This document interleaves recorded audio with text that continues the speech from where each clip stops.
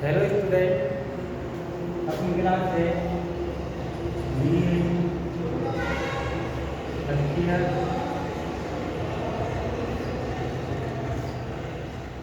अपना टॉपिक था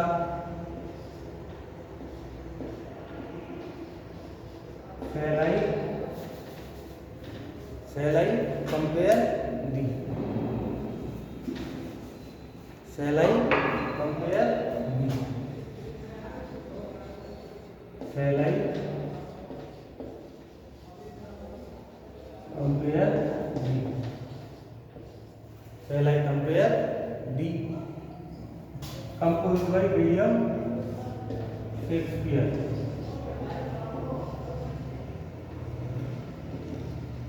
William Shakespeare.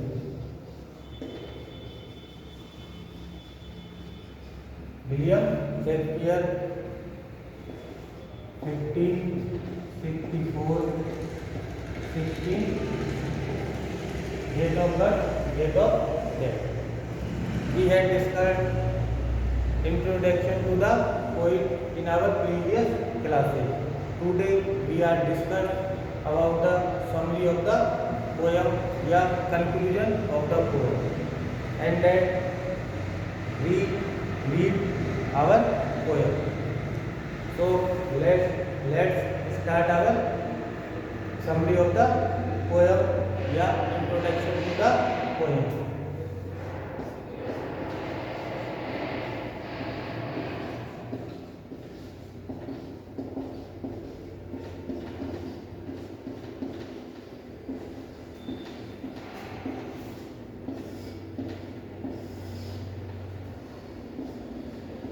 कविता का परिचय, इंट्रोडक्शन यानी परिचय। ये जो पोयम है, इसका इंट्रोडक्शन मिलने के बाद जब अपन पोयम के बारे में पढ़ेंगे तो वो अपन को ज़्यादा अच्छी समझ आएगी। इसलिए आज जो आपका टॉपिक है वो कि भाई इसमें कोई क्या बोलना चाहता है उसके बारे में डिस्कस करेंगे। सबसे पहले जो शेक्सपियर के सोनेट में जो खास बात थी उसके बारे में मैं आपको बता दूँ। Shakespeare sonnet describe to love affair. Shakespeare sonnet describe to love affair.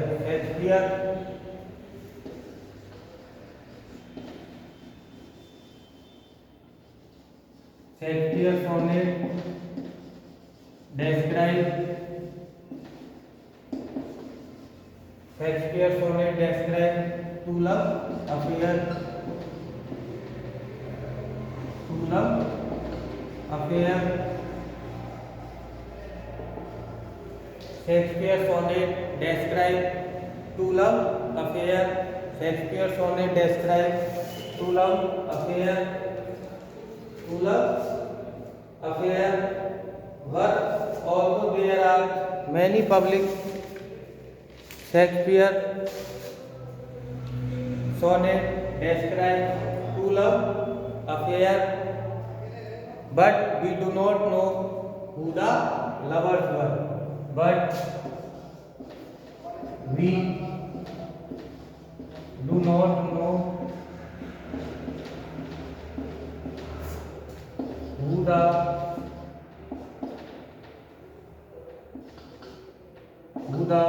lovers were. Shakespeare sonnet describe true love affair, but we do not know who the lovers were. Although there are many public documents,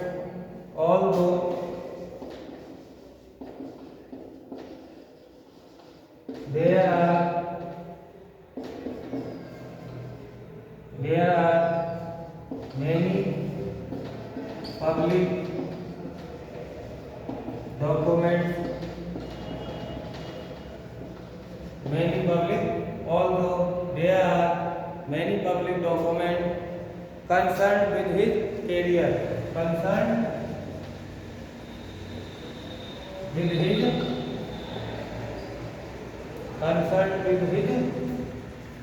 career, concerned with his career, with his as a writer and a businessman, as a writer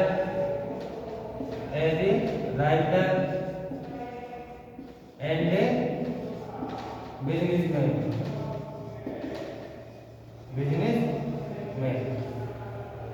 Shakespeare sonnet describe to love affair.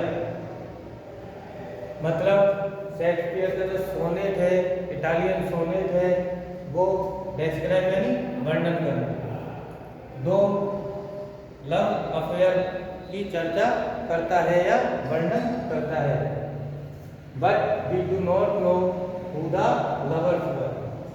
लेकिन हमें Shakespeare की poem पढ़ने के बाद हम ये नहीं बता पाते हैं कि वो कौन थे. मतलब शेक्सपियर का जो लव अफेयर था वो उसका जो दोस्त था या फिर उसकी गर्लफ्रेंड थी. इससे शेक्सपियर ने अपनी जो पोयम है इसमें इस बात का खुलासा नहीं किया है. उनकी सब पोयम में इस बात को उन्होंने सीक्रेट रखा है कि जो वो बात बोलना चाह रहे हैं वो उनके किसी बॉय फ्रेंड के लिए या दोस्त के लिए है या उनकी गर्लफ्रेंड के लिए है. इसी वजह से we do not know who the lovers were, कि वो जो प्रेमी है वो कौन थे. या तो उनका कोई दोस्त था या फिर उनकी कोई गर्लफ्रेंड थी, इसका हमें पता नहीं लगता है. Although there are many public documents concerned with his career, यद्यपि बहुत सारे जो पब्लिक डॉक्यूमेंट्स हैं कंसर्न यानी समाहित है with his career as a writer and as a लेखक और व्यवसायी के रूप में उनके जो पब्लिक डॉक्यूमेंट्स हैं उनमें उनकी बातें मिलती हैं. As a writer and a businessman Shakespeare had hidden his personal life from us. Shakespeare है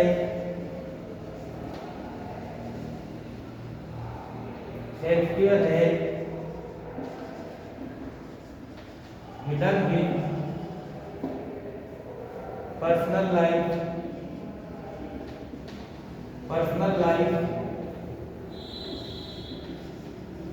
from us. शेक्सपियर ने जो अपनी व्यक्तिगत जीवन था वो अपने पढ़ने वालों से या हमसे छुपाकर रखा. From us.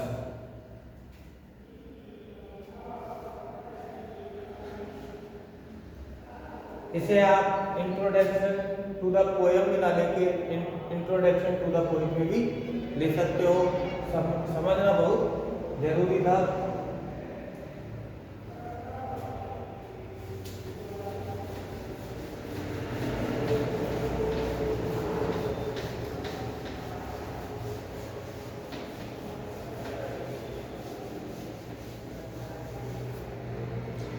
अब जो हमारा सोनेट है 14 लाइन का है. 8+6 ऑक्टेव और सस्टेप. ये वीडियो मैं आपको पिछली क्लास में भी डाल चुका हूँ. आपको पता होगा ऑक्टेव क्या होता है और सस्टेप क्या होता है. अब introduction to the poem. Shall I compare the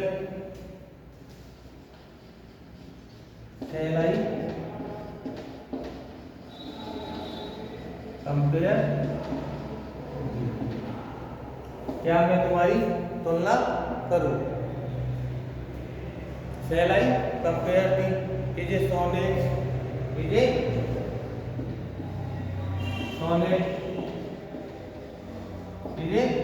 sonnet क्या है सोनेट.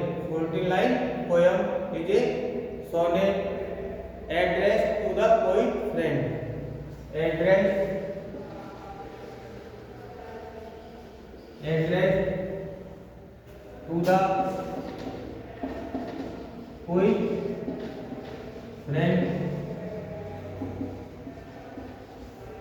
अभी एड्रेस किसको किया गया है? पोएट के दोस्त को।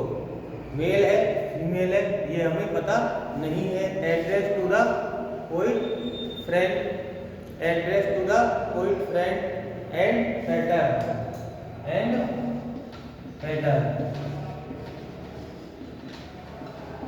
पैटर्न मीन्स संरक्षक।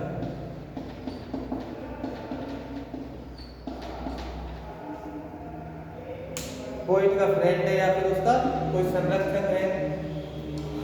The Earl of Southampton, the Earl of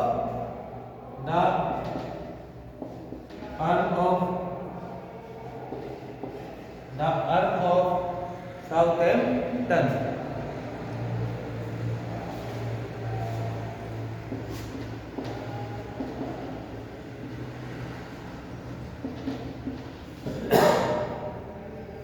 To the poet friend and patron the Earl of Southampton। Earl यानी किंग, राजा। अर्ल यानी क्या होता है? राजा। द अर्ल ऑफ साउथहैम्पटन यानी साउथहैम्पटन का राजा। जो इसका संरक्षक था वो कौन था? साउथहैम्पटन का राजा। जैसे किसी व्यक्ति को अपन भाई ये जैसे गवर्नमेंट जॉब लगती है तो गवर्नमेंट तनख्वाह देती है, उसी प्रकार शेक्सपियर भी इनके दरबार में इस तरीके से काम करता था। द अर्ल ऑफ साउथहैम्पटन वो उनकी प्रशंसा में कविता लिखता था या उनके लिए काम करता था। तो वो ये क्या थे? इनके संरक्षक थे। ये इन्होंने इनको अपने पास लगाया हुआ था। पोएट फ्रेंड मैं बता रहा हूँ समझाने के लिए। The Earl of Southampton. Shakespeare praise the beauty of his friend. Shakespeare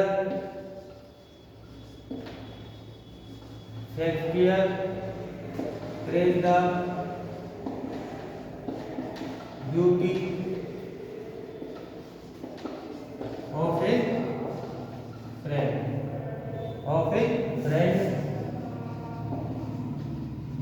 Shakespeare praised the beauty of his friend and claims the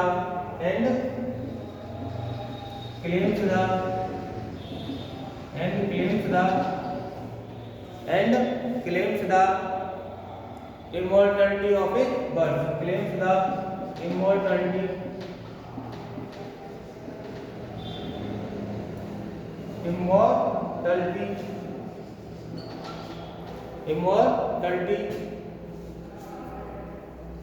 अमर। और किस चीज क्लेम यानी दावा। The immortality of his verse।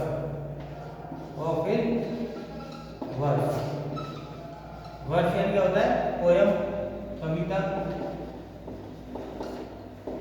इस पोयम में पोएट क्या करता है? Shakespeare praise the beauty of his friend. अपने जो दोस्त है उसकी ब्यूटी की, सुंदरता की तारीफ करता है, दावा करता है कि जो उसका जो दोस्त है उसकी ब्यूटी है वो अमर है। किसके माध्यम से? ऑफ हिज वर्स, कविता के माध्यम से। क्योंकि जब तक उसकी कविता लोगों के द्वारा पढ़ी जाएगी, सुनी जाएगी, तब तक उसकी जो पोएट की फ्रेंड की जो ब्यूटी है तब तक क्या रहेगी? इमॉर्टल, अनश्वर रहेगी। लोग पढ़ेंगे जब तक उसको जानेंगे। तो उसी प्रकार पोएट इस पोयम में अपने जो दोस्त है उसकी सुंदरता को प्रत्येक चीज से कंपेयर करता है, लेकिन बाद में बोलता है कि ये चीज जल्दी खत्म हो जाएगी, लेकिन जो मेरे दोस्त की सुंदरता है वो लॉन्ग टाइम तक रहेगी या इमॉर्टल रहेगी। द सोनेट है everything which makes a poem. The sonnet है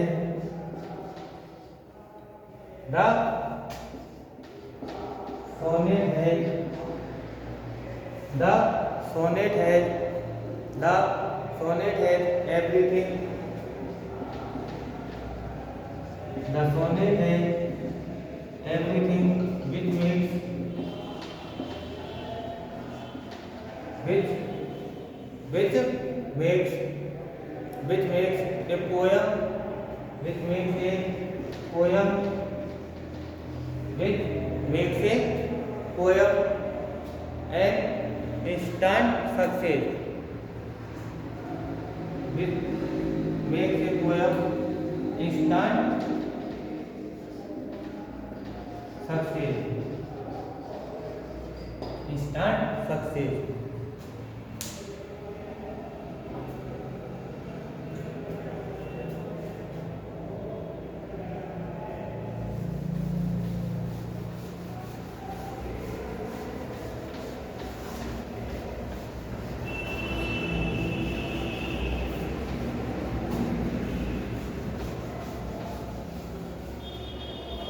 Instant success.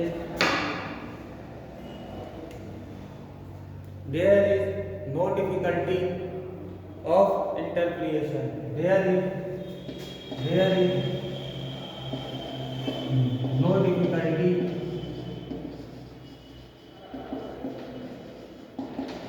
There is no difficulty.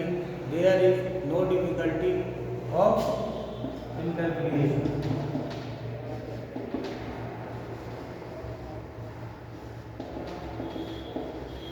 There is no difficulty of interpretation.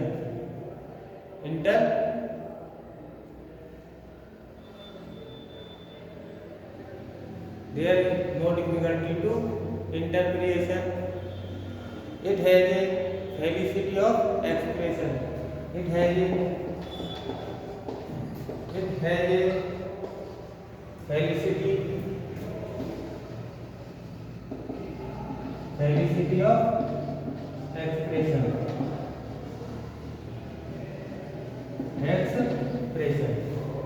There is no difficulty of interpretation.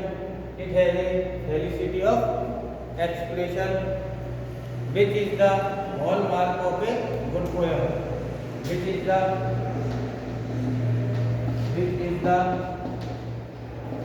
hallmark of a good poem. Which is a hallmark of a good poem. Everything about the poem breathes a soft. Everything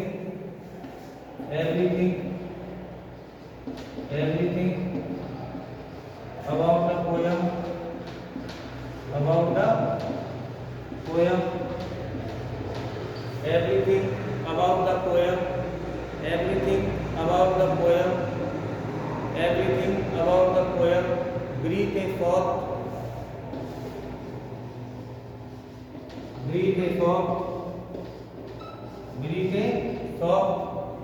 Breathe a soft and delicate air. Soft and delicate air. Delicate air. The musically posed cushion. Delicate air. The musically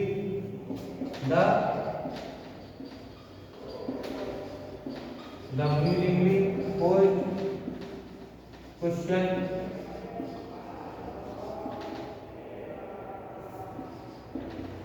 Musically posed cushion.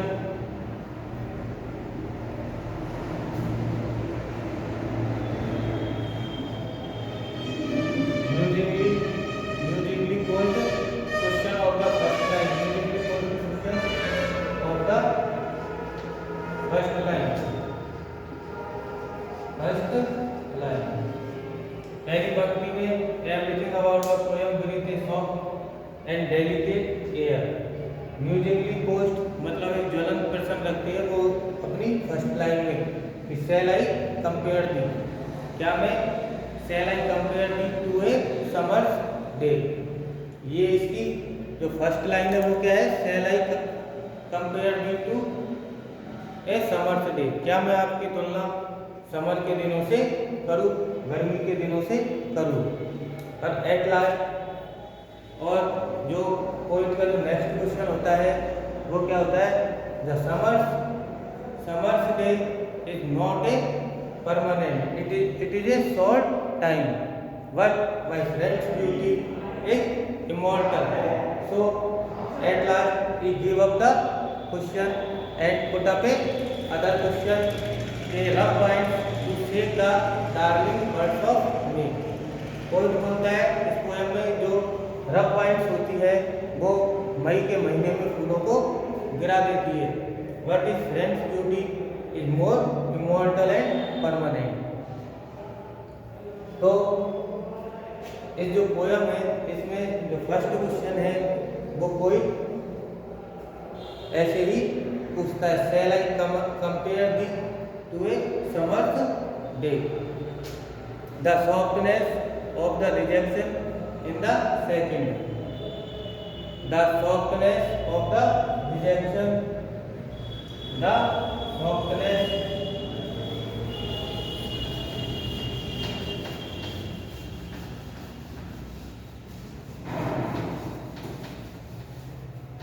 the softness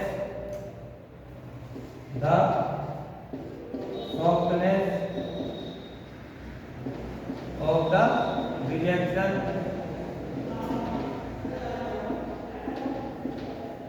the softness of the rejection, the softness of the rejection in the second.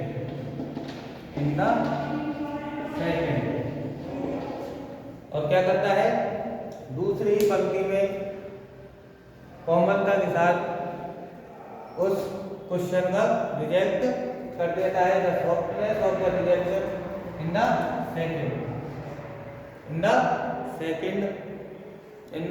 Second, the darling birds, the eye of heaven and his golden competence. The darling birds, darling birds, the darling birds, the darling birds, the darling birds, the eye of heaven, the eye of heaven, the eye of heaven, the and his golden complexion, and the eye of heaven and his golden complexion.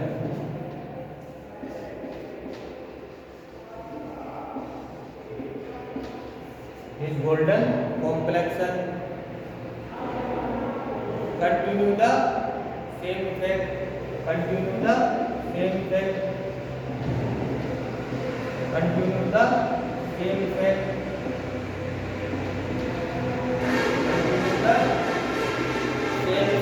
Continue the and even the inevitable decaying expressed a delicate manner. Every fair from fair sometimes decline. Continue the same effect. Continue the same effect and even the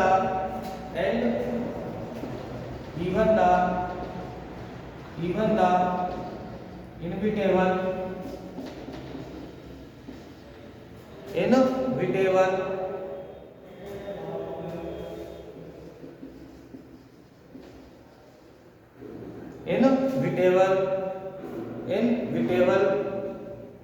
decay is expressed. Inevitable decay is expressed. Inevitable decay is expressed in a delicate manner.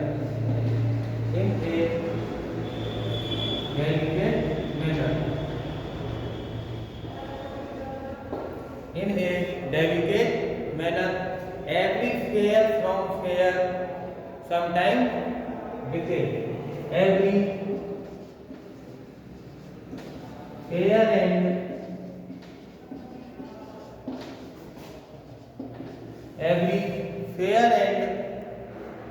fair from fair, every fair from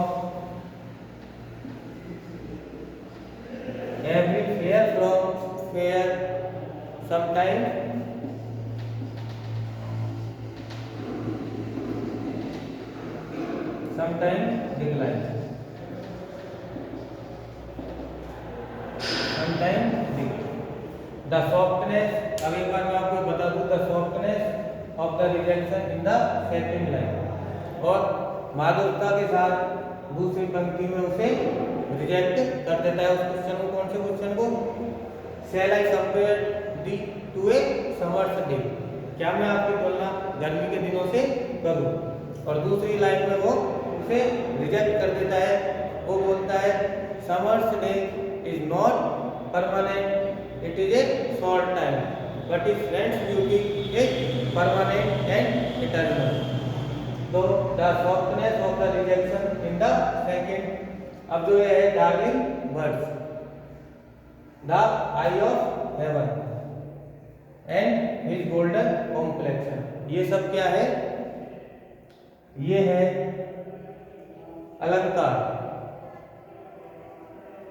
इसमें the eye of haven, इसमें जो तुलना स्वर्ग की आंख, आंखों की तुलना किससे की गई है? स्वर्ग से। स्वर्ग की कोई आंख होती है, तो ये क्या है? इसमें इसको पर्सोनिफिकेशन किया गया है। इसमें कौन सा है? पर्सोनिफिकेशन, मानवीकरण किया गया है। ऐसे the darling birds, his golden complexion, ये सब क्या है? पोयम की लाइनें हैं। ये भी है the eye of haven, poem में सूर्य को कहा गया है। डार्लिंग बर्ड्स, मई के महीने में खिलने वाले फूलों को कहा गया है। हिज गोल्डन कॉम्प्लेक्शन, ये सूर्य से निकलने वाली धूप पर जो चेहरा कैसा हो जाता है उसके बारे में बताया गया है, golden complexion. Continue the same effect, सभी क्या करते हैं? बराबर का प्रभाव देते हैं। And even the inevitable decay is expressed in delicate manner, every fair from fair sometime decline. Poet last में क्या बोलता है? सुंदर से सुंदर चीज भी समय पर आकर खत्म हो जाती है। तो इस पोयम का जो इंट्रोडक्शन था लास्ट तक यही था। ये सोनेट ऑक्टेव और सस्टेव पार्ट में डिवाइड है, और पोइट इसमें अपने फ्रेंड की ब्यूटी की तुलना गर्मी के मिलने वाले फूलों से, समर्स डे से, और न जाने किस किस से करता है, और सबको रिजेक्ट कर देता है, क्योंकि एट लास्ट वो बोलता है every fair from fair sometime decline, but it poet's friend beauty is immortal because by his words, उसकी पोयम के माध्यम से उसके जो पोइट की जो सुंदरता है वो अनश्वर है। ओके, आज के लिए इतना ही।